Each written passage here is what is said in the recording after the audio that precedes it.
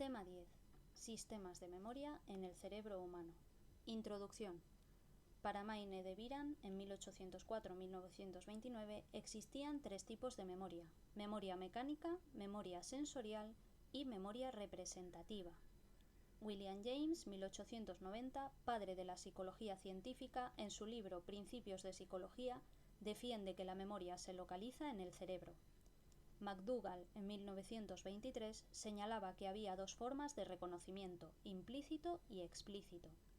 Brunner, en 1969, hablaba de memoria con registro y memoria sin registro. Winograd, 1975, diferenciaba entre conocimiento declarativo y conocimiento procedimental. Tras todas estas afirmaciones, faltaban estudios experimentales que las corroboraran o falsaran. Estudios con pacientes amnésicos. Como hemos visto, el paciente HM padecía amnesia anterógrada, pero después de un entrenamiento de varios días era capaz de realizar tareas de coordinación mano-ojo como la realización de dibujo en espejo. En esa época se consideraba que las habilidades motoras eran una forma de memoria inferior. Sin embargo, Warrington y Weisskranz, 1970-1978, mostraron que este tipo de pacientes tenían buena actuación en otras tareas distintas de las motoras, por lo que se percataron de la importancia que tenían las instrucciones proporcionadas por los investigadores, que no debían hacer referencia a que la tarea era de memoria, el paciente no debía saberlo, para obtener resultados diferentes. La mayor evidencia de separación entre la memoria deteriorada y la que se mantiene en los enfermos amnésicos proviene de estudios de Squire en pacientes que mostraban priming intacto mientras actuaban al azar con los mismos estímulos en pruebas de reconocimiento en las que les pedían que recuperaran la información voluntariamente, en prueba de antiguo-nuevo. Pero tuvo que pasar bastante tiempo para que los psicólogos comprendieran que la actuación normal de un paciente amnésico depende de las instrucciones que se les da en una tarea. En este caso, actúan como los sanos y muestran que el priming es una forma de memoria distinta de la que está deteriorada en la amnesia. Investigaciones con animales. Zola, Morgan y Squire, en 1984, utilizaron monos para comprobar qué estructuras cerebrales lesionadas eran más importantes en la memoria. Utilizaron una tarea conocida como tarea retrasada de no igualación a la muestra. Consiste en mostrar al mono un objeto y esconder bajo el mismo una recompensa. Si el mono levanta el objeto, obtiene la recompensa. Así que el animal tenía que recordar el objeto, pero la recompensa se colocaba bajo un objeto nuevo para evitar que el animal tuviera éxito. Resultados. Los animales lesionados en determinadas zonas cerebrales actuaron con un deterioro en función del tiempo que mediaba entre la presentación del objeto único y la presentación de los dos objetos, antiguo y nuevo. La amígdala no tiene un papel importante en el síndrome amnésico, pero el hipocampo y las áreas que le rodean desempeñan un papel primordial para realizar tareas de memoria. Se produce una amnesia severa al dañar la corteza parahipocámpica y la corteza perirrinal. Al hablar de memoria, normalmente nos referimos a la memoria declarativa, la capacidad de recuperación consciente de hechos y eventos. Es la que se deteriora en la amnesia y está ligada a lesiones en el lóbulo temporal medio y el diencéfalo. Esta memoria es representacional y constituye una forma de modelar el mundo externo porque puede ser verdadera o falsa. Las representaciones almacenadas en esta memoria son flexibles y pueden dirigir la actuación en una amplia variedad de pruebas de memoria. La memoria no declarativa se expresa a través de la actuación, por lo que no puede ser verdadera ni falsa. El hipocampo y otras estructuras son fundamentales para formar, reorganizar y consolidar la memoria a largo plazo. El lóbulo temporal medial es fundamental en el proceso de almacenamiento de la información en la memoria. La lesión de estas dos estructuras conserva la memoria remota y deteriora memorias más recientes. ¿Qué son los sistemas de memoria? Tulvin y colaboradores propusieron que un sistema es una estructura anatómica y evolutivamente distinta de otros sistemas y se diferencia por sus métodos de adquisición, representación y recuperación de la información. Cada sistema se desarrolla a un ritmo distinto y se deteriora también de forma diferente por enfermedad o envejecimiento.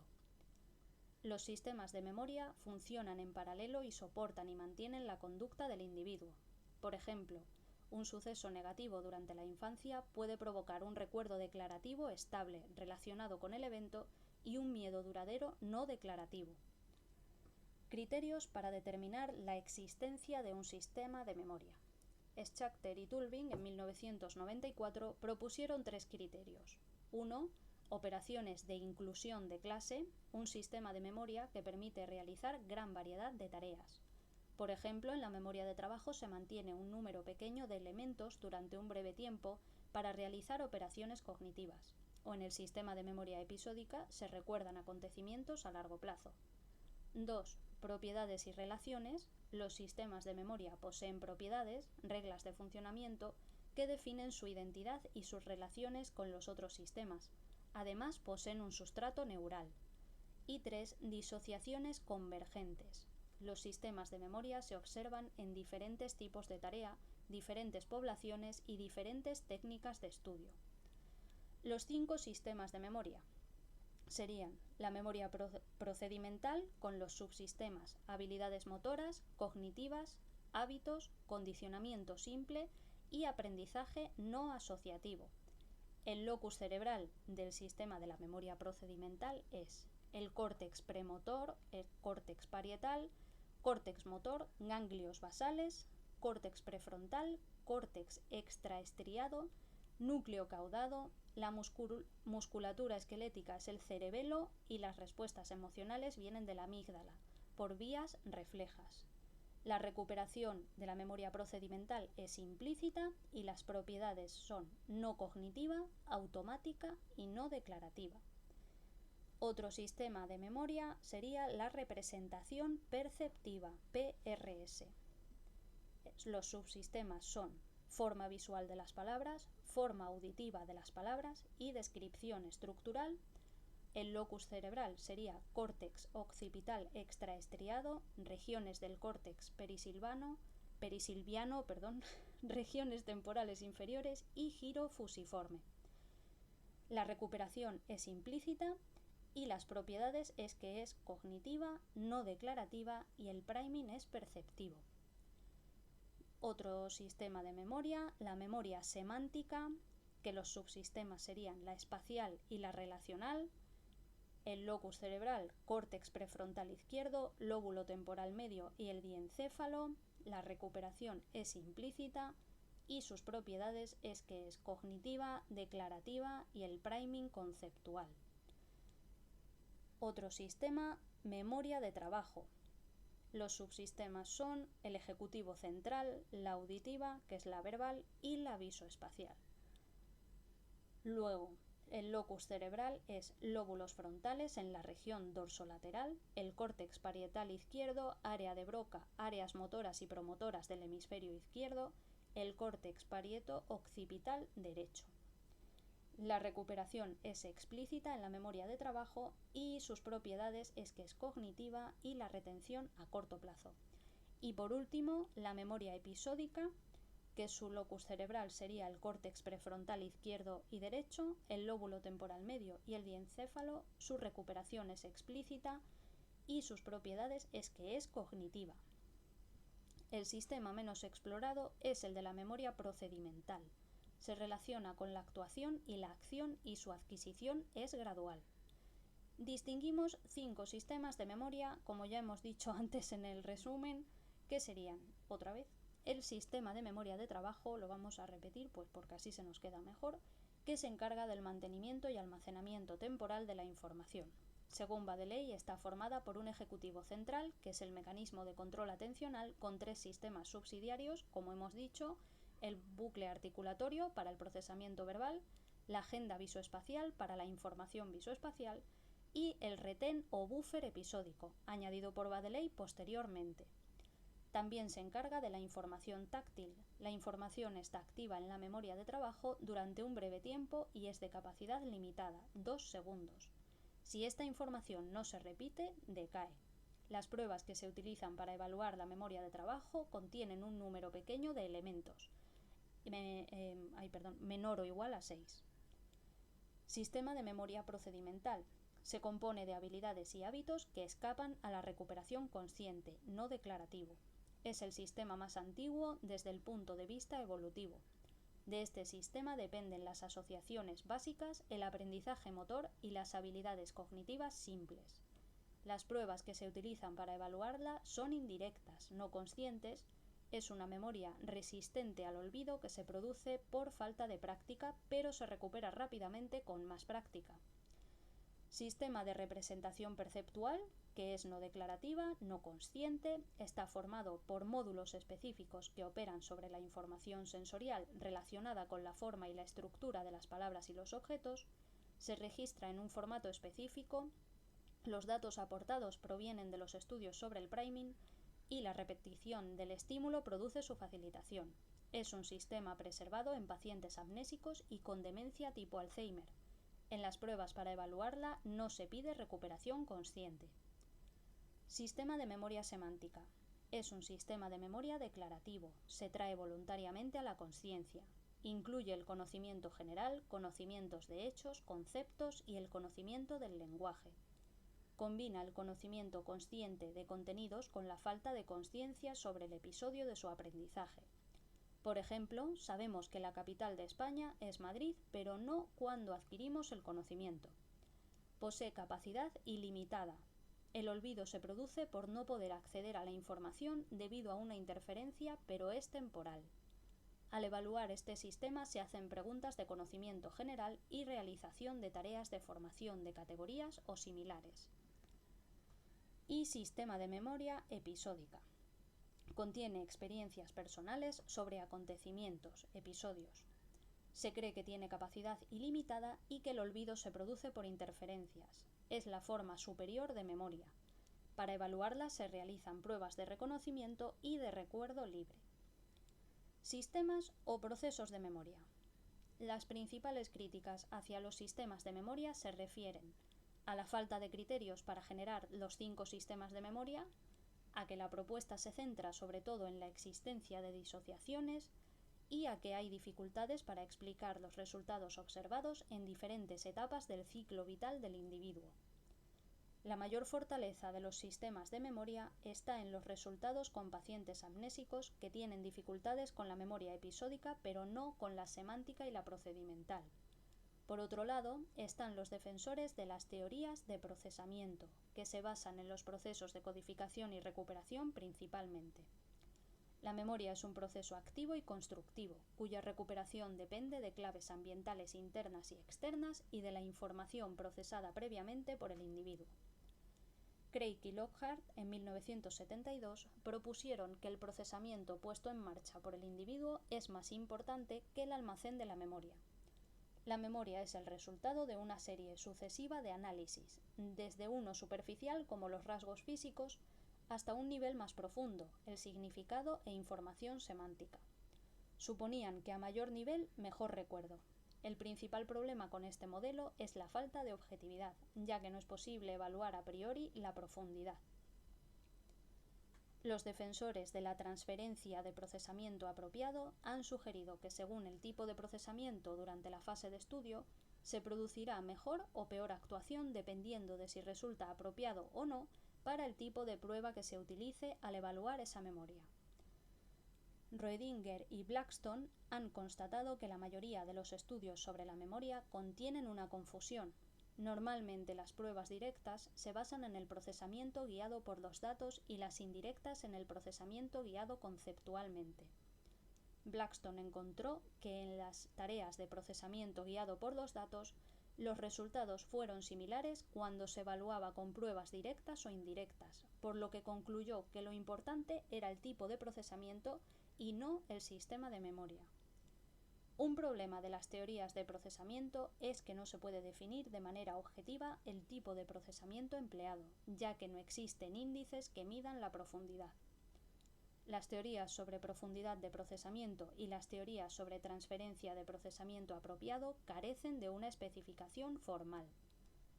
La distinción entre procesamiento guiado por los datos y procesamiento guiado por el significado ha dado importantes frutos, pero ambos tipos de procesamiento se emplean en la mayoría de las tareas. por lo que es muy difícil evaluar la contribución relativa de cada uno.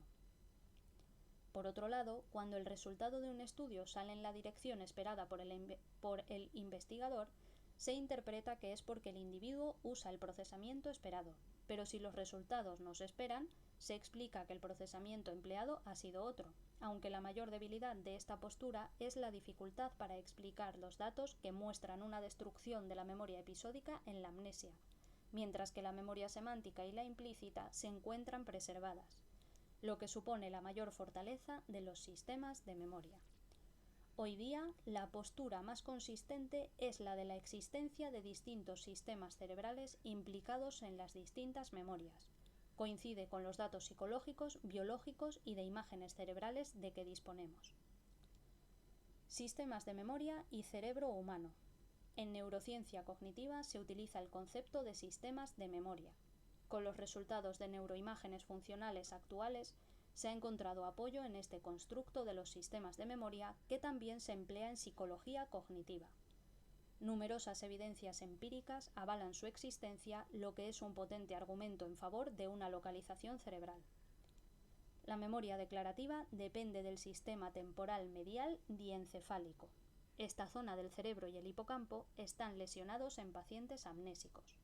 Por eso actúan mal en las pruebas de memoria episódica. También es la primera zona en deteriorarse en demencias de tipo Alzheimer. Es una zona cerebral que presenta pérdida significativa de neuronas con la edad. Aportaciones a partir de los estudios con imágenes cerebrales. El sueño de Iván Pavlov. La visión de Pavlov. Si a través del cráneo pudiéramos ver el cerebro de una persona mientras está pensando conscientemente, y si el lugar de máxima excitación fuera luminoso, veríamos en la superficie cerebral una zona brillante con bordes fantásticos fluctuando constantemente en tamaño y forma, rodeados de una oscuridad más o menos profunda cubriendo el resto de los hemisferios. Eso lo dijo Pavlov. Así como William James fue el padre de la psicología científica, Iván Pavlov fue el padre del conductismo. A través de técnicas de imágenes cerebrales, podemos observar cada vez con más detalle el funcionamiento del cerebro y mapear los cambios locales de la circulación y el metabolismo cerebral, asociados con los cambios en la actividad celular. Así ha nacido la neurociencia cognitiva, que estudia cómo la función cerebral soporta las actividades mentales. La resonancia magnética funcional, fMRI, surgió a partir de la resonancia magnética nuclear y la formación de la imagen. En 1990 se identificó un marcador, al descubrirse que la intensidad de la señal de algunas imágenes de resonancia disminuye en presencia de sangre paramagnética desoxigenada. Es lo que se conoce como contraste BOLD, Blood Oxygenation Level Dependent, perdonad mi inglés, BOLD, ¿vale? Que constituye la base de los estudios de fMRI, resonancia magnética funcional. Estos nuevos métodos pueden hacer realidad el sueño de Iván Pavlov. Un escáner normal tiene campos magnéticos de 1,5 o 3 teslas, los modernos hasta 7 teslas o más. La fMRI utiliza el escáner para registrar los cambios en el metabolismo cerebral asociados a la actividad neuronal de distintas zonas mientras se realizan las tareas cognitivas. La fMRI se registra a partir de los protones de hidrógeno de las moléculas de agua. Estas imágenes tienen alta resolución. La utilización del BOLD se basa en las propiedades magnéticas de la hemoglobina que funciona como un elemento de contraste endógeno. De esta manera se pueden detectar cambios producidos en el flujo sanguíneo durante la realización de la tarea. Ventajas de la fMRI, de la resonancia magnética funcional. No se emplean isótopos radioactivos, como si ocurre en la tomografía de emisión de positrones o PET. El tiempo es corto, de 1,5 a 2 segundos, y la resolución de la imagen es 1,5 por 1,5 milímetros aproximadamente. Imágenes funcionales en la investigación sobre la memoria de trabajo. La memoria de trabajo es un sistema cognitivo, almacén temporal donde se manipula la información. Sus representaciones tienen una duración corta que puede prolongarse mediante su mantenimiento activo. Corteza prefrontal lateral o PFC. En estudios con monos, registrando la actividad neuronal de la corteza prefrontal lateral o PFC, se constató la existencia de niveles sostenidos de actividad neuronal durante un intervalo de retención breve. Esta actividad sostenida parece el nexo de unión entre la clave proporcionada por el estímulo y la respuesta contingente producida por el individuo. Se considera que la PFC es la zona del cerebro implicada en la realización de distintas tareas de memoria de trabajo. Distintas estructuras de la corteza frontal se activan junto a otras zonas de la corteza parietal y regiones subcorticales durante la realización de tareas de memoria de trabajo. Distintos tipos de tareas producen diferentes patrones de activación. Por ejemplo, estímulos de tipo verbal activan el hemisferio izquierdo y estímulos de tipo espacial activan el hemisferio derecho. Al investigar la disociación entre el mantenimiento de la información en la memoria de trabajo y el proceso implicado en la manipulación de esa información, se ha constatado la activación en las cortezas prefrontal dorsolateral y ventrolateral. La actividad dorsolateral es mayor en ensayos de manipulación en la memoria de trabajo, por lo que se concluye que la manipulación de la información en la memoria de trabajo está asociada con una actividad cerebral más extensa que el simple mantenimiento de la información. Además, la diferencia entre la manipulación y el mantenimiento es mayor en la corteza prefrontal dorsal. Se puede resumir en que la PFC es muy importante para la memoria de trabajo. Es esencial para el mantenimiento activo de las representaciones internas de la información durante un breve tiempo. La memoria de trabajo no está localizada en una única zona, sino que se produce como interacción de la corteza prefrontal y otras regiones parietales posteriores. Imágenes funcionales y memoria episódica. Tanto el hipocampo como la corteza temporal media, MTL, y otras regiones como la corteza prefrontal y parietal intervienen en la memoria episódica. La corteza temporal media está interconectada con la corteza perirrinal, entorrinal y parahipocampal, que tienen proyecciones en el hipocampo. La activación del lóbulo temporal medio correlaciona con la formación de memoria episódica, así como la activación del hipocampo, de la zona perirrinal y del giro posterior parahipocampal. En un estudio donde se registraron imágenes cerebrales con escáner, se evaluó la memoria con una prueba de memoria episódica que permitía identificar los ítems que los participantes olvidaron pero que habían estudiado previamente, identificar los ítems que los participantes reconocían como presentados sin poder recordar el contexto y reconocer el ítem y también recordar el contexto en el que había sido presentado. Resultados. La activación del hipocampo durante la codificación correlacionaba con la recuperación episódica de los detalles que rodeaban los eventos al principio o después con la memoria relacional, pero no se apreciaba una diferencia entre los ítems reconocidos correctamente y los olvidados. Sin embargo, este patrón de activación no se encontró en todo el lóbulo temporal medio. La activación en la zona adyacente de la corteza perirrinal correlaciona con el reconocimiento del ítem independientemente de la recuperación de los detalles episódicos. El reconocimiento de la experiencia previa depende de dos procesos: la recuperación del estímulo en el contexto de otra información asociada con la experiencia y la familiaridad con los rasgos del estímulo. La recuperación de información a partir de la memoria episódica y la familiaridad son procesos que dependen de diferentes subregiones del lóbulo temporal medio. El hipocampo tiene un papel primordial en la recuperación del estímulo, pero no en el sentimiento de familiaridad. La región parahipocampal también contribuye a la recuperación, probablemente a través del contexto espacial, pero la familiaridad depende de la corteza perirrinal. Correlatos neurales de la memoria implícita. Cuando se repiten los estímulos, la actividad neural disminuye en un amplio número de áreas cerebrales comparado con la actividad que se presenta ante los estímulos presentados por primera vez. Esta reducción de actividad neural se ha denominado de tres maneras: priming neural, supresión con la repetición y adaptación. Se ha constatado que hay un aumento de la actividad cuando los estímulos no son familiares. El priming conductual implica varios procesos. La repetición de un estímulo puede tener distintos efectos en el procesamiento perceptivo posterior del estímulo, priming perceptivo, y también puede producir procesamiento amodal o semántico, que no depende de la modalidad del estímulo.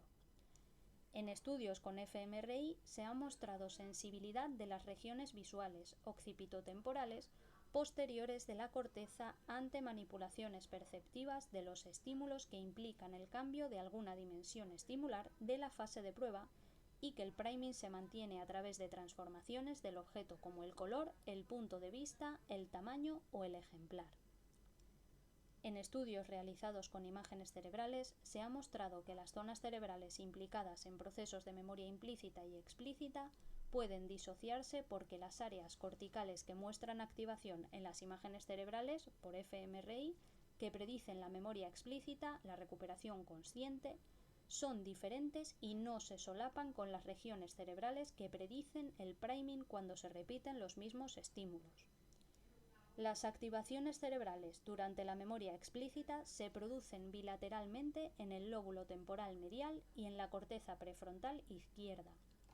La actividad que predice el priming posterior de los mismos estímulos se produce bilateralmente en la corteza extraestriada, el giro fusiforme izquierdo y bilateralmente en la corteza prefrontal inferior, y todas estas áreas se relacionan con la identificación de los estímulos.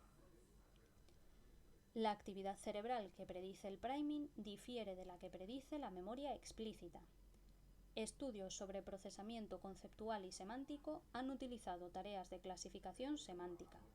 Han mostrado que la facilitación con la repetición depende de las regiones temporales y frontales.